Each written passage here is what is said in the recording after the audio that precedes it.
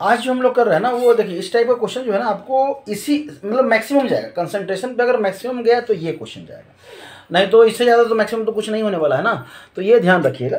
तो यहाँ पे क्या है ना कि क्या निकालना है आपको, मोलैरिटी निकालना है। ये सबसे पहले ध्यान रखिएगा, मोलैरिटी निकालना है। यहाँ पर निकालना क्या है आपका, मोलैरिटी निकालना है। तो एक तो फार्मूला है आपका डेंसिटी इक्वल टू, ये वाला भी याद रखिएगा। यहाँ से अगर मोलैरिटी और मोलैलिटी दोनों अगर आपको पूछ रहा हो तो यहाँ से ज़्यादा परेशान होने का ज़रूरत नहीं है। ये अगर फार्मूला याद है तो आप आसानी से चीज़ें कर सकते हैं, निकाल सकते हैं। मतलब density equal to molality into molecular mass upon 1000 और प्लस 1/मोलैलिटी। ठीक है, ये रिलेशन है मोलैरिटी और डेंसिटी का। चलिए रिलेशन हो गया।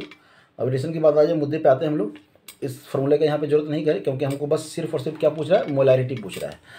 दिया हुआ है 68%। इसका मतलब क्या होता है कि 68 ग्राम जो सॉल्यूट है ना वो प्रेजेंट है कितने में, 100 ग्राम सॉल्यूशन में।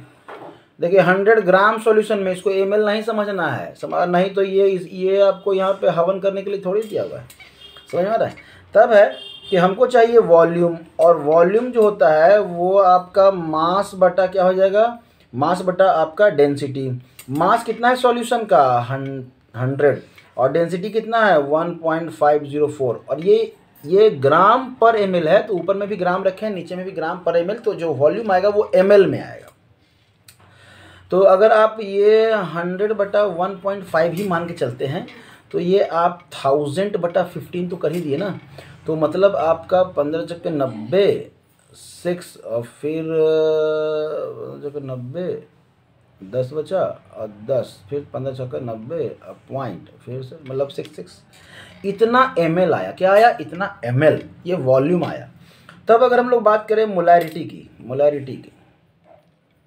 तो capital M is equal to mole, ये जो सिंपलेस्ट फार्मूला है, वेट ऑफ सॉल्यूट इनटू आपका 1000 upon molecular mass into volume in ml।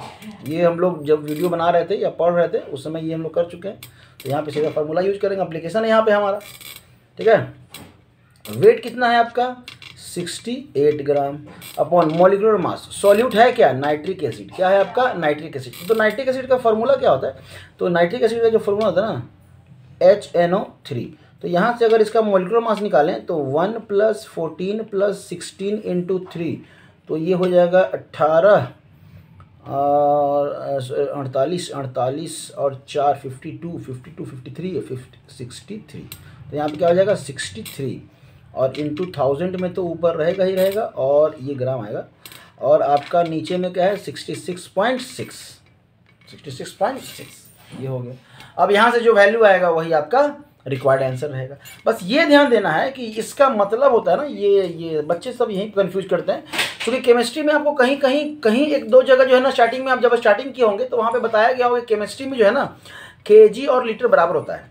कोई क्वेश्चन अब जब 11th में रहे होंगे तो आप ग्राम को लीटर में ml में मान के बनाए हैं, तो वो परसेप्शन कहीं ना कहीं माइंड में रहता है। तो यहाँ पे आपको लगता है ना कि ये ग्राम दिया हुआ है, सॉल्यूशन तो है ही ना, तो ग्राम को ml मान लेते हैं। ऐसा गलती बिल्कुल नहीं करना है, ग्राम को ml नहीं मानना है। वो भाई केमिस्ट्री इसीलिए तो दिक्कत है, केमिस्ट्री में इतना आसानी, सारा खेल केमिस्ट्री का ही है। अगर केमिस्ट्री सही हो तो दुनिया जो है ना स्वर्ग बन जाए। इसी केमिस्ट्री के कारण जो है ना दुनिया नरक बने जा रही है नहीं। ठीक है, चलिए तो यहाँ पे क्या है, आप इसका आंसर निकाल सकते हैं। तो ऑलमोस्ट देखिए रफ आइडिया क्या है कि अगर इस 66 को सीधा 68 तो 1, तो ये जब कटेगा तो ये 1.0 समथिंग आएगा, तो 1 आप मान सकते हैं यहाँ पे। तो यहाँ पे बचा 63, मतलब यहाँ पे 1000 बटा अगर 63 करें तो अप्रोक्सीमेटली जो आपका जो आंसर आएगा ये 1.40 तो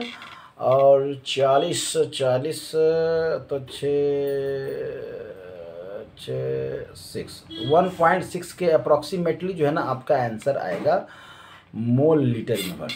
तो इस तरह से क्वेश्चंस को करेंगे। देखिए रफ कैलकुलेशन करना सीखें। जब आप घर में कर रहे हैं तो ये रफ कैलकुलेशन, दो टाइप के क्वेश्चंस आते हैं आपके एग्जामिनेशन में। एक ऐसा जिसमें रफ कैलकुलेशन भी करेंगे तो आंसर आपको दिखेगा कि हाँ वो सबसे अलग है, वो 4 ऑप्शन में सबसे अलग है। और एक ऐसा क्वेश्चन रहेगा जिसमें वो जो ऑप्शन रहेंगे ना उसमें ज़्यादा का डिफरेंस नहीं रहेगा, मतलब एक्यूरेसी, मतलब वो क्वेश्चन दो टाइप का, एक रफ किए आंसर आगे कि हाँ ये आइडिया लग गया, दूसरा क्वेश्चन ऐसा कि वो आपका कैलकुलेशन चेक करना चाह रहा है कि आप पूरी तरह से कैलकुलेट कर पाते हैं कि नहीं, तो वैसे क्वेश्चंस में आपको पूरा कैलकुलेशन करना पड़ेगा, ठीक है। और बाकी वो हल्का रफ आइडिया, जैसे अगर मान लेते ये 1.6 आया और ऑप्शन में है आपका 1.6, ऑप्शन 2 3.6, ऑप्शन 4 5.6, ऑप्शन 5 10, तो जाहिर सी बात 1.6 के नज़दीक में तो यही है ना। तो ऐसे क्वेश्चंस को है ना बस वो चाहता है कि हाँ आप आंसर लें। कुछ ऑप्शन वैसे रहेंगे जिसमें वो आपका जो है ना पूरा कैलकुलेशन देख लेगा, जैसे आपका इसी का ऑप्शन हम देते हैं, तो ऑप्शन क्या देंगे, तो 1.6, दूसरा ऑप्शन हो जाएगा आपका 1.5, तीसरा ऑप्शन हो जाएगा आपका 1.77 और चौथा ऑप्शन हो जाएगा आपका 1.3। तो ये चूँकि 1 पॉइंट सब है तब तो यहाँ पे एक्यूरेट आंसर आपको लेके आना पड़ेगा, ठीक। तो ऐसे ही क्वेश्चन के साथ हम लोग बने रहेंगे और करते रहेंगे। इस चैप्टर के 3-4 क्वेश्चन और हैं जहाँ से सबसे ज़्यादा पूछा जाता है, जिसमें हम लोग चर्चा करेंगे नेक्स्ट वीडियो, ठीक है। Thank you.